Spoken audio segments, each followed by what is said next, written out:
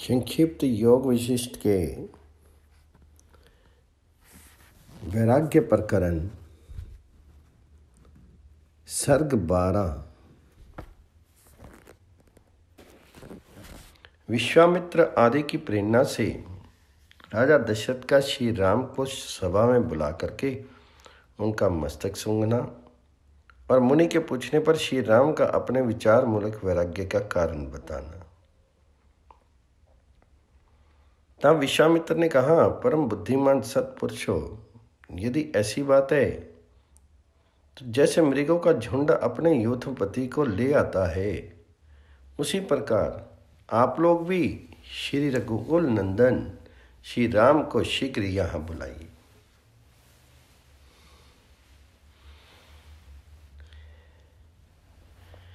श्री रामचंद्र जी को ये मोह ना हो। ये मोह ना तो किसी आपत्ति से हुआ है और न आसक्ति से ही। वे विवेक और वैराग्य से संपन्न हैं, अतः उन्हें मोह नहीं बोध ही प्राप्त हुआ है, जो महान अभ्युदय कारक है। इस विचार मूलक मोह का युक्ति द्वारा निवारण कर देने पर रघुकुल नंदन श्री राम हम लोगों की ही भांति परम पद में प्रतिष्ठित हो जाएंगे। हमारे उपदेश से वास्तविक बोध का उदय हो जाने पर श्री रामचंद्र जी अमृत पिए हुए पुरुष की भांति सत्यता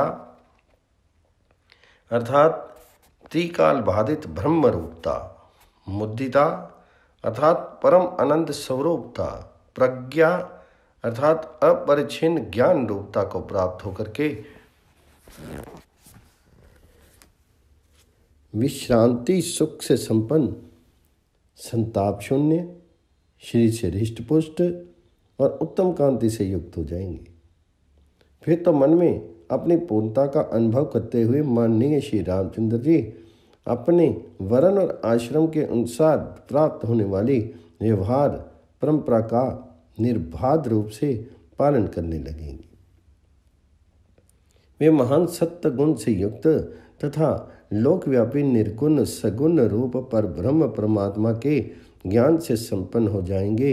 उन्हें सुख दुख की दशाएं नहीं प्राप्त होंगी। वे मिट्टी के ढेले पत्थर और स्वर्ण में कोई अंतर नहीं देखेंगे। इन सब को समान समझने लगेंगे। मुनीश्वर विश्वामित्र के यह कहने पर राजा दशरथ बड़े प्रसन्न हुए, मानो उनका सारा मनोरथ पूर्ण हो गया। उन्हें श्री रामचंद्र जी को बुला लाने के लिए बारंबार दूत पर दूत भेजने आरंभ किए। जब राजा और मुनि का संवाद हो रहा था, उसी समय श्री रामचंद्र जी अपने थोड़े से सेवकों और दोनों भाई लक्ष्मण तथा शत्रुघ्न के साथ अपने पिता के पवित्र स्थान राज्यसभा में गए। श्री राम ने दूर से ही महाराज दशरथ को देखा। जैसे इंद्र देव समूह से घिर कर बैठते हैं, उसी प्रकार वे भी राजाओं की मंडली से घिरे हुए बैठे थे। उनके दोनों ओर महर्षि वशिष्ठ और विश्वामित्र जी विराजमान थे। संपूर्ण शास्त्रों के अर्थ का ज्ञान रखने वाले मंत्रीगण माला की भांति उन्हें सब ओर से घेर करके बैठे थे। इधर वशिष्ठ विश्वामित्र और आदि ऋषियों तथा दशरथ आदि राजाओं ने भी कुमार कार्तिकेय के समान सुंदर श्री रामचंद्र जी को दूर से ही अपने पास आते देखा। वे सौम्य और समदर्शी थे। उनकी आकृति मंगलमय थी। उनका हृदय विनीत भाव से युक्त और उदार था। शेर कांतिमान और शांत सौम्य दिखाई देता था। वे परम पुरुषार्थ के भाजन अर्थात परमार्थ स्वरूप थे। पवित्र गुण वाले पुरुषों के आश्रय थे। समस्त सद्गुणों ने मानो एक प्रकार महान सत्वगुण के लोभ से उनका आश्रय ले रखा था। मुनीश्वर विश्वामित्र जब राजा से पूर्वोक्त बात चीत करते हुए श्री राम को बुलाने का अनुरोध कर रहे थे, उसी समय कमल नयन श्री रामचंद्र जी पिता के चरणों में प्रणाम करने के लिए उनके सामने आए। सबके सहृद श्री राम ने पहले पिता के चरणों में मस्तक झुकाया। तदंतर माननीय पुरुषों द्वारा भी मुख्य रूप से सम्मानित होने वाले दोनों मुनि वशिष्ठ और विश्वामित्र को प्रणाम किया। इसके बाद अन्य ब्राह्मणों, बंधु बांधवों तथा गुरुजनों का अभिवादन किया। तत्पश्चात राजाओं के समूह द्वारा की जाने वाली प्रणाम परंपरा को उन्होंने प्रसन्न दृष्टि से उनकी ओर देख करके अपने मस्तक को किंचित झुका करके तथा मधुर वाणी के द्वारा कुछ बोल करके स्वीकार किया। इसके बाद दोनों महर्षियों ने श्री रामचंद्र जी को आशीर्वाद दिया। तदनंतर जिनके हृदय में अत्यंत समता का भाव भरा हुआ था, वे देव उपम सुंदर श्री राम अपने पिता की पुत्र सन्निधि में आए। उस समय भोपाल दशरथ ने अपने चरण वंदना करने वाले पुत्र को हृदय से लगा करके उनका मस्तक सूंघा। इस तरह शत्रु वीरों का संहार करने वाले राजा दशरथ ने घनीभूत स्नेह से युक्त होके लक्षण और शत्रुघ्न को भी हृदय से लगाया और उनके मस्तक सूंघे। फिर श्री रामचंद्र जी पृथ्वी पर ही परिजनों द्वारा बिछाए गए वस्त्र के ऊपर बैठ गए। तत्पश्चात राजा बोले, बेटा, तुम्हें विवेक प्राप्त हो गया है। तुम विविध कल्याण में गुणों के भाजन हो। तुम्हारे जैसे पुरुष बड़े बूढ़े लोगों, ब्राह्मणों तथा गुरुजनों की आज्ञा का पालन करते हुए ही पवित्र परम पद प्राप्त कर लेते हैं। जो लोग मोह का अनुसरण करते हैं उन्हें वह पद नहीं प्राप्त होता। बस तभी तक आपत्तियां दुर्बल एवं तुच्छ होकर के दूर ही रहती हैं, पास नहीं फटकती, जब तक कि मोह को फैलने का अवसर नहीं दिया जाता। इसके बाद वशिष्ठ जी ने महाबाहु राजकुमार, तुम बड़े शूरवीर हो। तुमने उन विषय रूपी शत्रुओं पर भी विजय पा ली है जो दुख की परंपरा के उत्पादक तथा बड़ी कठिनाइयों से नष्ट होने वाले हैं।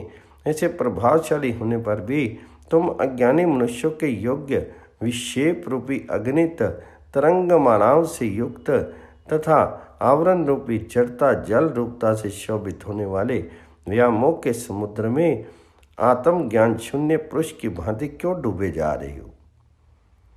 श्री विश्वामित्र जी ने कहा, राजकुमार,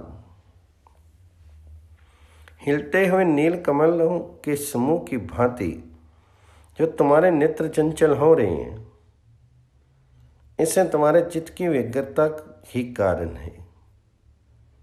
इस व्यग्रता जनित नेत्रों की चंचलता को त्याग करके बताओ, क्यों मोहित हो रहे हो?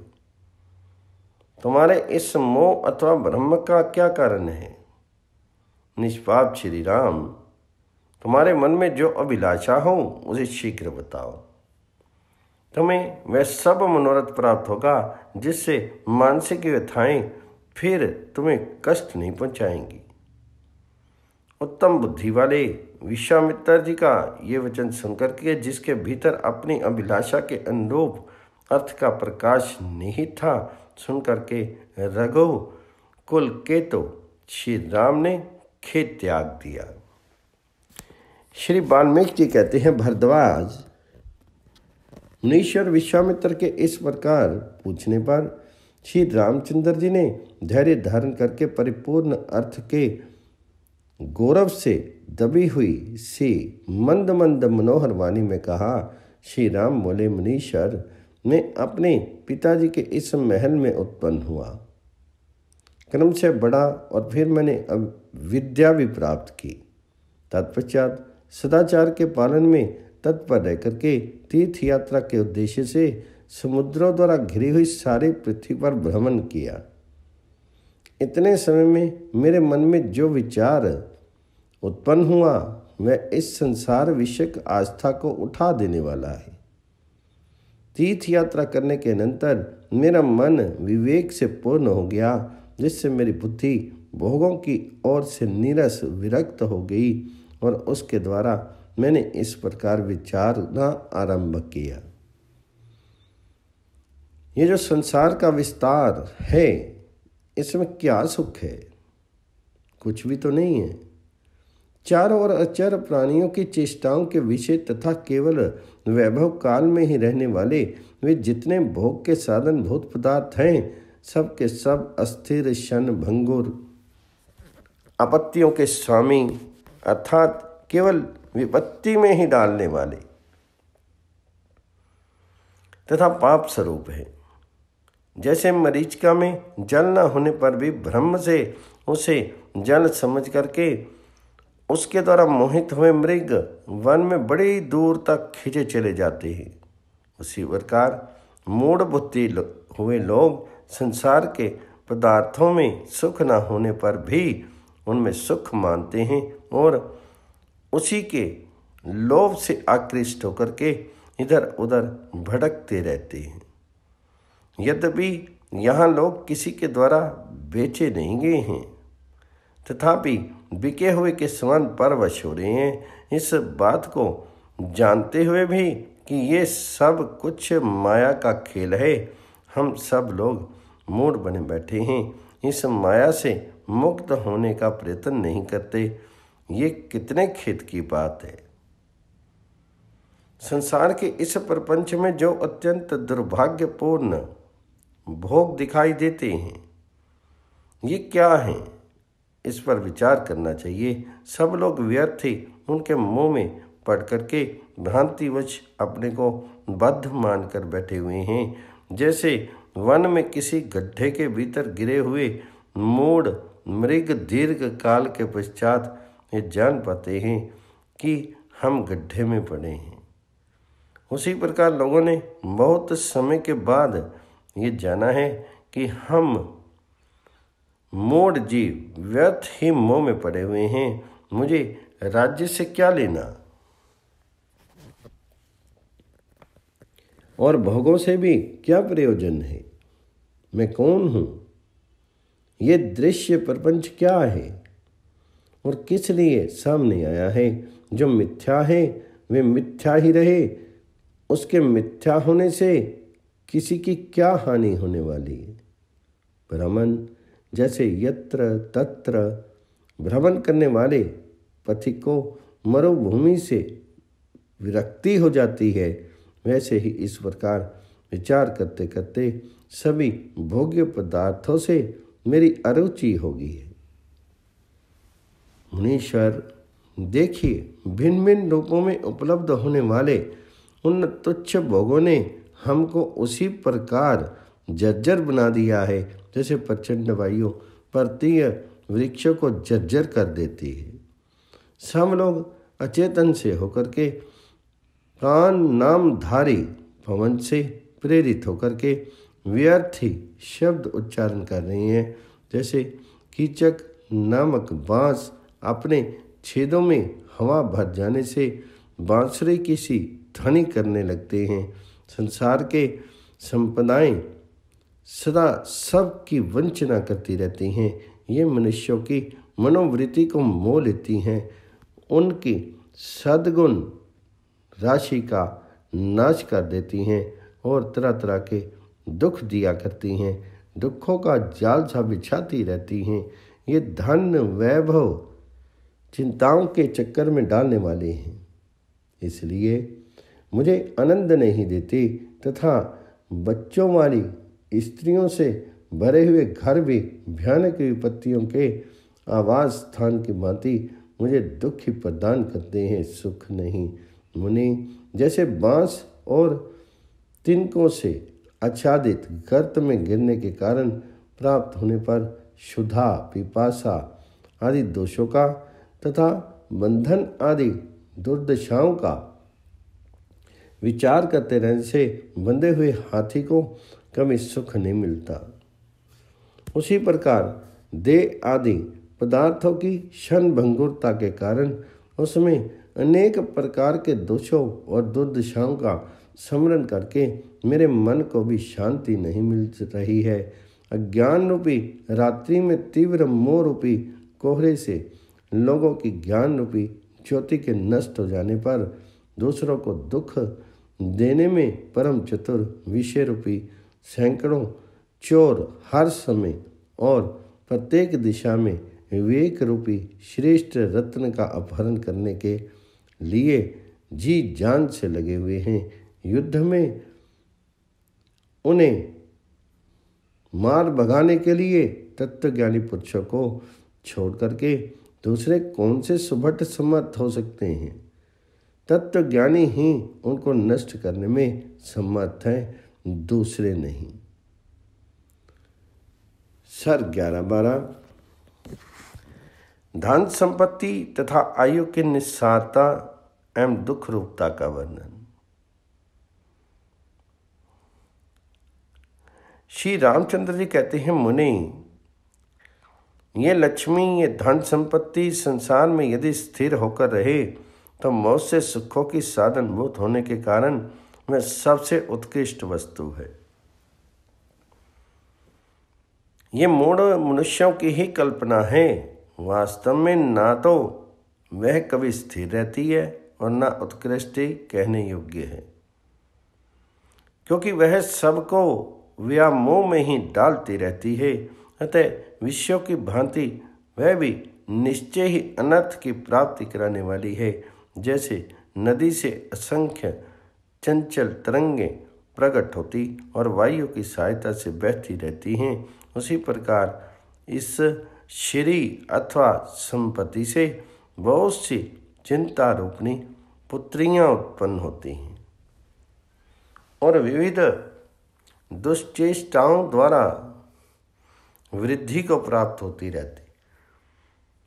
ये संपत्ति शास्त्रोक्त सदाचार से रहित पुरुष को पाकर के इधर उधर दौड़ती रहती है, कहीं एक जगह पैर जमा करके स्थिर नहीं रहती। ये मूढ़ संपत्ति किसी गुणवान पुरुष के द्वारा बड़े दुख से उपार्जित होने पर भी प्राय उसके उपभोगों में नहीं आती और राजाओं की प्रकृति के समान श्रेष्ठ पुरुष की उपेक्षा करके भी गुण अवगुण का विचार किए बिना ही जो कोई भी अपने पास रखता है उसका अवलंबन कर लेती है।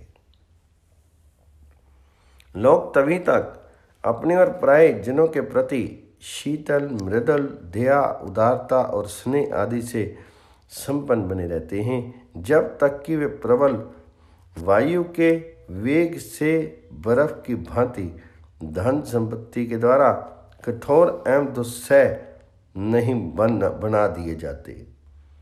जैसे मुट्ठी भर धूल मणियों को मलिन कर देती है, उसी प्रकार धन संपत्ति ने बड़े बड़े विद्वान, शूरवीर, कृतज्ञ, सुंदर और कोमल स्वभाव वाले पुरुषों को भी मलिन कलंकित कर लिया है। भगवान, धन संपत्ति सुख देने के लिए नहीं, दुख देने के लिए ही बढ़ती है। जैसे विष की बेल सुरक्षित रखी जाए तो वह मोती देती है, उसी प्रकार धन संपत्ति की रक्षा करने पर भी वह विनाश का ही कारण होती है। जो धन संपत्ति से युक्त होकर भी जनता को निंदा का पात्र ना हो, शूरवीर होकर भी अपने ही मुंह से अपनी बढ़ा चढ़ाकर प्रशंसा ना करता हो, तथा स्वामी होकर भी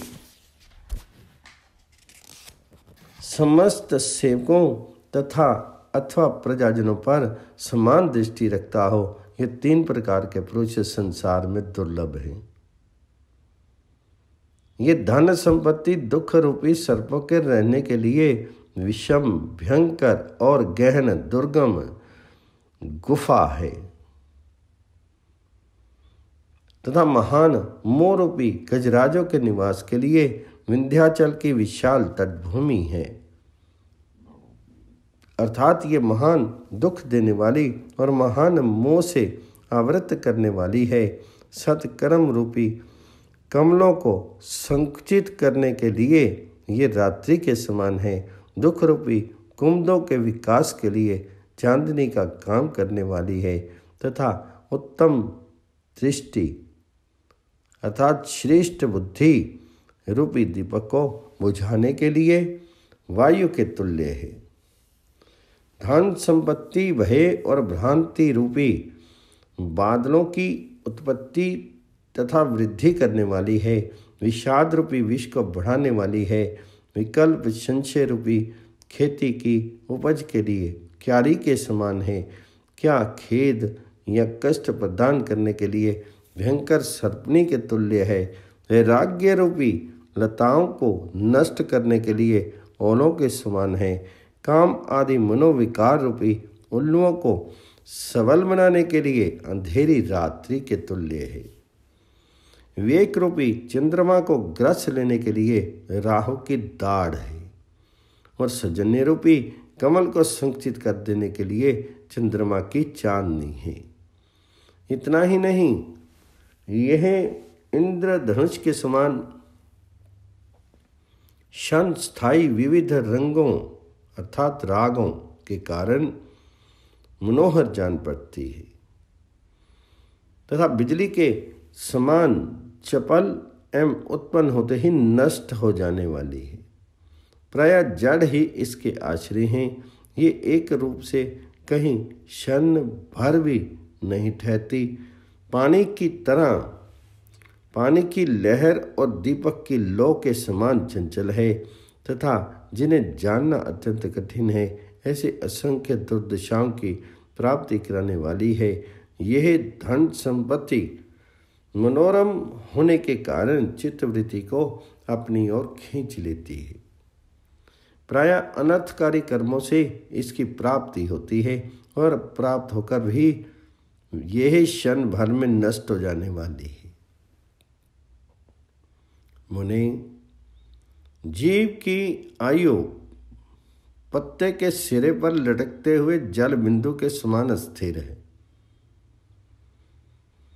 वह उन्मत्त के समान असमय में ही इस कुत्सित शरीर को छोड़ करके चल देती है, जिनका चित्त विषय रूपी विषधर सर्पों के संसर्ग से सर्वथा जर्जर हो गया है और जिनमें प्रौढ़ आत्मा विवेक का अभाव है। उन लोगों की आयु उन्हें क्लेश देने वाली ही है। जो जानने योग्य वस्तु पर ब्रह्म परमात्मा को जान चुके हैं और उस अपरिच्छिन्न ब्रह्म पद में प्रतिष्ठित हैं, ऐसे महापुरुषों की आयु लाभ हानि एवं सुख दुख में चित्त को समान भाव से सुस्थिर रखने वाली होने के कारण सुखदायिनी है।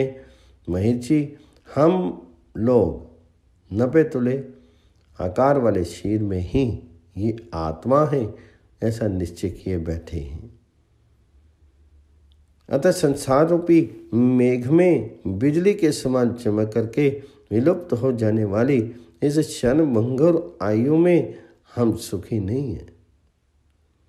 शरद ऋतु के छिटपुट बादल, तेल रहित दीपक तथा जल की तरंग के समान चंचल आयु गई हुई ही देखी जाती है। तरंग को जल आदि में प्रतिबिंबित, चंद्रमा को, विद्युत पुंज को और आकाश कमल को हाथ से पकड़ने का तो मैं विश्वास रख सकता हूँ, परंतु इस अस्थिर आयु पर मेरा कोई भरोसा नहीं है। असंभव बातें भी भले ही संभव हो जाएं, पर आयु को पकड़े रखना असंभव है। जैसे खच्चरी दुख भोगने के लिए ही गर्भ धारण की इच्छा करती है, उसी प्रकार जिसका मन विश्रांत अर्थात तृष्णाओं से अत्यंत उपरत नहीं है, ऐसा मूर्ख मनुष्य कष्ट उठाने के लिए ही व्यर्थ आयु का विस्तार अर्थात अधिक काल तक जीना चाहता है। ब्राह्मण, इस संसार चक्र में जो देह रूपी लता है, ये सृष्टि रूपी समुद्र के जल का विकारभूत फैन ही है, क्योंकि उसी के समान अत्यंत स्थिर है। अतः इसमें अधिक काल तक जीवित रहना मुझे अच्छा नहीं लगता। वास्तव में वही जीवन उत्तम जीवन कहलाता है, जिससे अवश्य पाने योग्य वस्तु अर्थात परमात्म ज्ञान की प्राप्ति होती है। जिससे फिर शोक नहीं करना पड़ता तथा जो परम निर्वाण रूप सुख का स्थान है। यूँ तो वृक्ष भी जीते हैं, पशु और पक्षी भी जीवित रहते हैं, परंतु वास्तव में उसी पुरुष का जीवन सफल है जिसका मन मनन के द्वारा जीवित ना रहे।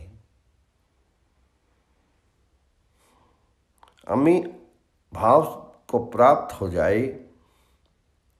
संसार में उन्हीं जीवों का जन्म लेना सफल है जो अमनी भाव को प्राप्त हैं, और उन्हीं का जीवन श्रेष्ठ है जो फिर यहाँ जन्म नहीं लेते। शेष प्राणी तब बूढ़े गधों के समान हैं।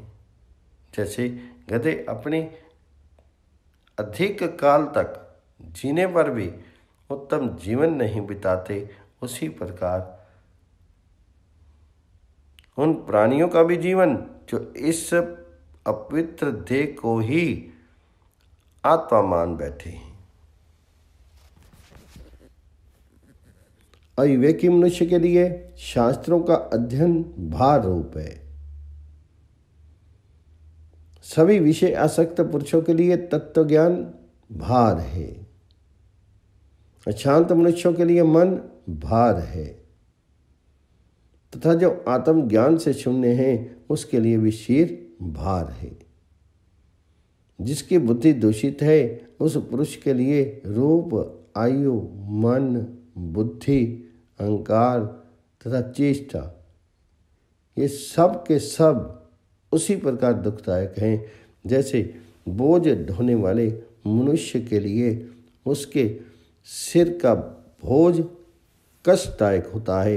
आयु कठोर परिश्रम एवं सुदृढ़ कष्ट को ही देने वाली है। इसमें श्रम की निवृत्ति कभी नहीं होती। कामनाओं की पूर्ति का भी अभाव हो ही रहता है। यह आपत्तियों का परम आश्रय और रोग रूपी पक्षियों का घोंसला है। जैसे बिल में विश्राम करने वाले तथा विष के द्वारा संताप देने वाले भयंकर सर्प वन की वायु का पान करते हैं, उसी प्रकार शीर रूपी चित बिल में रह करके विष तुल्य दाह पैदा करने वाले भीषण रोग रूपी सर्प जीव की आयु का पान करते हैं। जैसे काठ के छोटे छोटे कीड़े उसके भीतर रहकर पुराने पेड़ को सदा काटते और उससे धूल सी गिराते रहते हैं, उसी प्रकार सदा पीप, रक्त और मल बहाने वाले तथा देह के भीतर निवास करने वाले दुष्ट रोग आदि दुख निरंतर आयु का उच्छेद करते रहते हैं। जैसे बिल्ली चूहे को शीघ्र निकल जाने के लिए उत्कट अभिलाषा के साथ निरंतर उसकी ओर ताकती रहती है, उसी प्रकार मृत्यु भी आयु को अपना ग्रास बनाने के लिए ही सदा उसकी ताक में बैठी रहती है। इस संसार में वह आयु जिस प्रकार स्थिरता और सुख के द्वारा सदा के लिए परित्यक्त अत्यंत पुच्छ, गुणहीन तथा मृत्यु की भाजन है, वैसी दूसरी कोई वस्तु नहीं है। इस प्रकार से सर्ग 13-14 पूर्ण हुआ।